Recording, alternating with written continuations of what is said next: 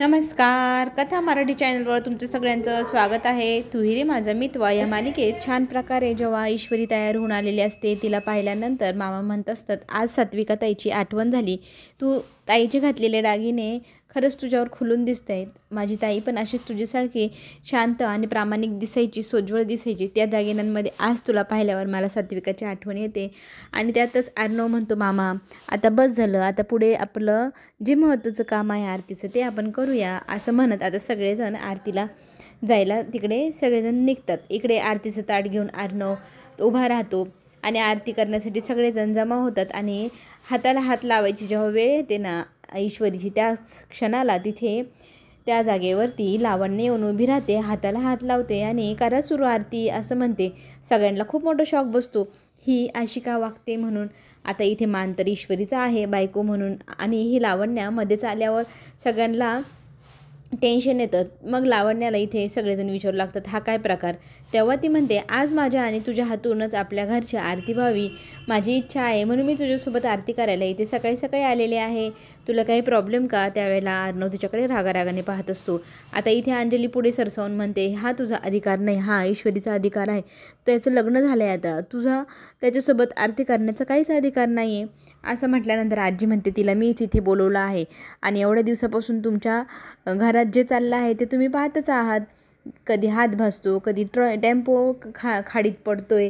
हे सगळं ह्या मुलीच्या पत्रिकेतल्या दोषामुळे अर्णववरती संकट येत आहे, बला येत आहे. आणि हिच्यामुळेच एवढे संकट आपल्या अर्णववरती येत आहे. मी ठरवलं आहे आता हे सगळे अधिकार काढून लावण्यालाच इथे उभं करायचं, लावण्याला द्यायचं. असं म्हटल्यानंतर ईश्वरी म्हणते, मीही मनापासून प्रार्थना करते देवाची, माझ्या पत्रिकेतल्या दोषामुळे असं होऊ नये म्हणून मी देवाला रोज प्रार्थना करते. पण बळजबऱ्याची सुनबाई असं म्हणत वल्लवी तिथे कुदून पडते आणि म्हणते, तुझ्या हातून झालेल्या पूजेमुळेच तर इतके मोठे संकट आले आहे. त्यावेळेला अंजली पण म्हणते, मामी तू हे चुकीचं बोलत आहे. पण मामी म्हणते, मी बोलणारच. जर अर्णवच्या सुखासाठी एखादी गोष्ट करावी लागली, भांडावे लागले तरी मी भांडल. आणि ह्या मुलीमुळे जर ती त्याच्यावर संकट येणार असेल तर मी त्या मुलीसोबत याला राहूच देणार नाही. आता हे सगळं ऐकल्यानंतर आजी पण तेच बोलते. आणि इथे अर्णव म्हणत असतो, आता बस करा हे तुमचं पत्रिका पुराण.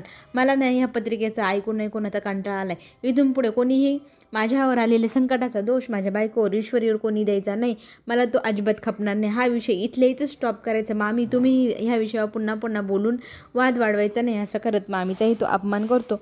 आणि सगळ्यांना तो आता इथून पुढे कोणीही माझ्या ईश्वरीला बोललेलं मला चालणार नाही म्हणत लावण्याला तो सांगतो, मी लग्न झालेलं विवाहित पुरुष आहे, मी माझ्या बायकोसोबतच पूजा करेल, आरती करेल, तेव्हा तू मागे सरकली तरी चालेल. असं म्हणत तिला तो मागे सरकायला सांगतो आणि त्याच्याच बाजूला तो ईश्वरीला बोलवतो.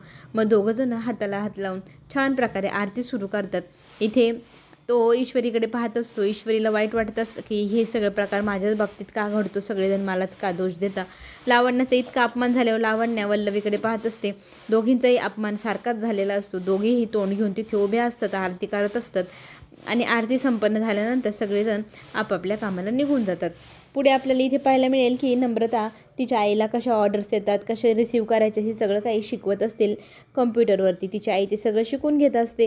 खरंच किती अवघड काम आहे. आणि त्याच वेळेला एक घटना घडली. त्यांनी इतकी मोठी मिठाईची ऑर्डर आजच पूर्ण केली होती, तीही बाबांच्या दवाखान्याच्या पैशांचीच सोयी करण्यासाठी. आणि जे होते नव्हते ते सगळे पैसे ह्याच ऑर्डरसाठी वापरून टाकले. आणि ती ऑर्डर वापस आली आहे, ती कॅन्सल झाली आहे, तिचे पैसेही रिटर्न द्यावे लागत आहे.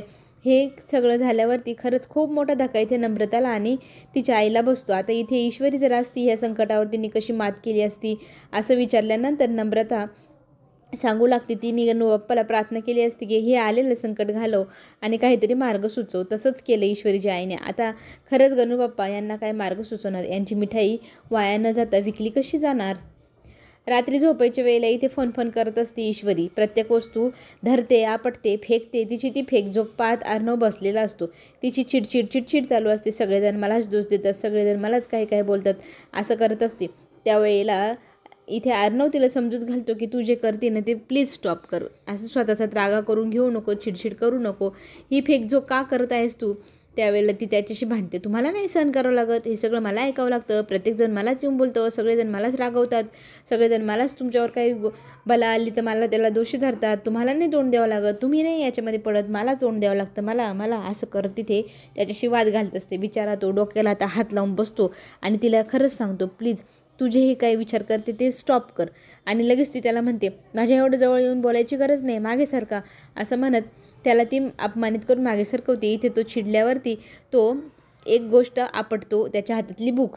आणि इथे ईश्वरी पाहते, तुला राग येतो, तू वस्तू फेकतो, मला पण राग येतो. मग ती पण ना टेबलावरचा ग्लास धरते आणि तो फेकते. आणि फेकल्यानंतर पुन्हा एकदा तो उचलून त्या टेबलवरती पण आणून ठेवते आणि म्हणते, तुम्हाला जसा राग येतो ना तसा मलाही येतो, मीही माझा राग व्यक्त करू शकते हां, असं म्हणत ती वस्तू फेकते, परत तिथे आणून ठेवते.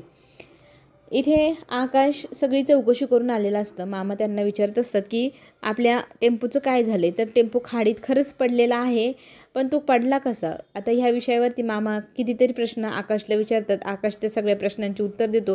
त्याला असं वाटत असतं की हे कोणतरी जाणून बुजून केले. खाडीत गाडी जाण्यासारखी ती जागाच नव्हती आणि ड्रायव्हरनी कशी चालाखीने उडी मारली आणि तो टेम्पो खाडीत गेला. इकडे मात्र ईश्वरीची आणि अर्णवची आदर आपट ऐकल्यानंतर अंजली तिथे रूममध्ये आलेली असते आणि त्यांना प्रश्न करू लागते की तुमच्या दोघांचं पुन्हा भांडण होतं आहे का. मला ना आता भांडणांचा खूप कंटाळा यायला लागला आहे. तुम्ही दोघं भांडलं की माझ्या जीवाला खूप घोर लागतो. आधीच माझ्या डोक्याला टेन्शन कमी आहे का. ह्यांचं टेन्शन, तुमचं टेन्शन घेऊ ना, कोणाचं टेन्शन घेऊ. इथे आता लगेच अर्णव विचारू लागतो, तू कसलं टेन्शन घेते ताई, नको घेऊ. दाजींचा फोन आला का. तर ती म्हणते येत नाही म्हणून तर टेन्शन आलं आहे ना. तर इथे ईश्वरी म्हणते, नक्की जिजूंना तुमची आठवण येत असेल, तेही तुम्हाला फोन करेल. आता तुम्ही फक्त बाळाचा आणि तुमचा विचार करा, एवढा दाजींचा विचार करू नका. एवढा मोठा दौरा पहिले कधीच झाला नव्हता यांची काळजी वाटत आहे म्हणून अंजली अर्णवजवळ खंत व्यक्त करते.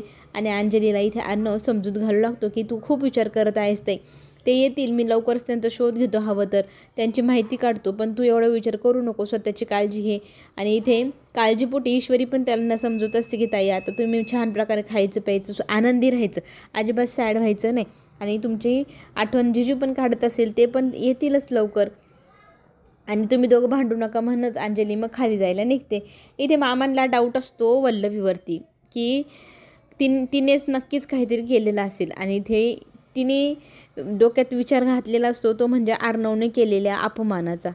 अर्णव सध्या अपमान करायला लागला ईश्वरीसाठी, ह्या गोष्टीने तिला त्रागा होत असतो. त्याच वेळेला मामा पाठीमागून येतात. वल्लवीला हे तू काय करताय सध्या ते मला कळतंय हां, असं म्हणत टोमणा मारू लागतं. आणि हे तू जे जाणून बुजून घडवते ना, ते इतर कोणाला कळत नसेल घरामध्ये, पण मला बरोबर समजतंय. मग वल्लवी म्हणते, मग समजतंय ना, मग गप राहायचं, तुमचं हे तोंड उघडायचं नाही माझ्यासमोर, तर अजिबातच नाही.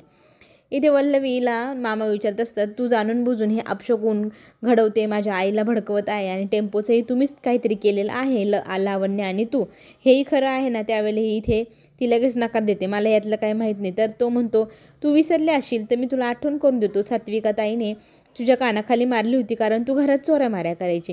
चोऱ्या माऱ्या इतके दिवस करत होती, पण ह्या वेळेला तू डायरेक्ट ताईचं मंगळसूत्र चोरलं होतं, त्याच्यामुळे ताईने तुझ्या कानाखाली सनसनीत मारली, आठवतं ना. तर ती त्या पुढच्या गोष्टी आठवू लागती. तिने ना राज शिर्के यांच्या म्हणजे अर्णवच्या वडिलांना सात्विका ताई आणि त्यांच्यामध्ये भांडणं लावण्यासाठी तिने एक प्लॅन केलेला असतो. त्यांच्या चहामध्ये तिने गुंगीचं औषध मिसळलेलं असतं. आणि त्याच वेळेला इंटरव्ह्यूसाठी एक मुलगी आलेली असते, ती म्हणजे ईश्वरीची आई असते. त्या मुलीच्या खांद्यावरतीच ते चक्कर येऊन पडतात आणि तिथेच ती त्यांना सावरण्याचा प्रयत्न करत असते. मीडिया तिथे येते आणि हे बघा यांचे काय दिवसाढवळ्या चाळे चालले असं म्हणत त्यांना बदनाम केलं. आणि सात्विका ताईने ह्याच गोष्टीचं टेन्शन घेतलं की माझा नवरा दुसरीकडे प्रकरण करतोय आणि त्याच्यामुळे तिने आत्महत्या केली. हे सगळं वल्लवी आठवत असते. मामा तिला शुद्धीवर आहे आणि तू कुठे हरवली आहेस, तुला आठवत नसेल तर तुला सांगतो मी, तुला कधीच अर्णव आणि अंजलीबद्दल प्रेम नव्हतं, फक्त माझ्या ताईच्या दागिन्यांसाठी तू त्यांना ठेवून घेतलंस. इथून पुढे तुझे जे काही चाळे असतील ते बंद करायचे, मला तुझ्या सगळ्या गोष्टी चांगल्याच माहिती आहे. पण ती इथे वल्लवी घाबरेल, ती वल्लवी काय, ती ही मोठी डॉनच. अंजली मात्र इथे ईश्वरीला आणि अर्णवला सांगते, तुम्ही दोघांनी अजिबात भांडायचं नाही, मी जाते खाली, पण तुमच्या दोघांचा आवाज आला नाही पाहिजे. तर इथे पुन्हा एकदा ईश्वरी त्याच्याशी वाद घालते, वा ताईशी माझ्याबद्दल खोटं बोलले की आमचं भांडण नाही झालं, तुम्ही खोटं बोलण्यात माझ्या बाबतीत एक नंबर खोटारडे आहात आणि एक नंबरचे खोटारडा माणूस हा तुम्हीच आहात, असं म्हणत त्याच्याशी पुन्हा एकदा वाद घालत असते. आणि तो तिला सांगत असतो, बाई शांत हो, टेन्शन घेऊ नको, मलाही देऊ नको. दुसऱ्या दिवशी आरतीची तयारी चालू असताना ईश्वरीच्या हातून आरतीचं ताट खाली पडतं आणि पडलेल्या ताटाला पाहून वल्लवी पुन्हा एकदा इथे ईश्वरीचा अपमान करू लागते की तुला अपशकुन करण्याची चांगलीच घाई झालेली असते. सारखी तुझ्या हातून अपशकुन होत असतात. तुझ्या ह्या ग्रहदोषांमुळे बिचाऱ्या अर्णववरती किती मोठे संकट येत आहेत आणि तू सारखे अपशकुन अपशकुन अपशकुन करताय असं म्हणत तिचा तिथे अपमान करत असते. पाठीमागून आवाज येतो, इशू. आता इशूची आई आली हे पाहिल्यानंतर लगेचच वल्लवीच्या कपाळाला घाम फुटतो. तिने जर मला ओळखलं आणि सगळ्यांना सांगितलं मी कोण आहे तर आता इथे घाबरलेली वल्लवी पटकन घरात आत निघून जाते. राकेशची मात्र चांगलीच लागलेली आहे. ज्या लोकांकडनं त्यांनी पैसे घेतले होते ते लोक त्याच्या मागे लागलेले असतात आणि तो इथे लपाछपी करत कुठे कुठे धावत पळत फिरत असतो. आणि तेच पाटीलनी पाहिलेलं असतं की राकेश हा इकडे कुठे फिरत आहे, त्याला पकडायला 3-4 माणसं त्याच्या मागे पळत आहे. हीच गोष्ट तो फोन करून मामांना सांगू लागतो की राकेशच्या मागे 3-4 गुंड लागलेली होती आणि त्याला मी इथून पळताना पाहिलं आहे, त्याचा मी पाठलाग करतोय. हे ऐकल्यानंतर तो लगेचच मग अर्णवला सांगू लागतो. तर अर्णव म्हणतो याचा अर्थ तो अजूनही मुंबईत आहे, म्हणजे काहीतरी प्लॅनिंग त्याची चाललेली असेल. तर आपल्याला आता सावध व्हायला हवं आणि त्याला लवकरात लवकर शोधून आपल्या ताब्यात घ्या, नाही तर आपल्याला खूप मोठं संकट येईल. त्याला तर मग पुढे येणार आहे आता राकेशचा जो ट्विस्ट आहे, जे मोठं संकट आहे ते सगळं पाहण्यासाठी चॅनलला नक्की लाईक करा, सबस्क्राईब करा. आपण पुन्हा भेटूया.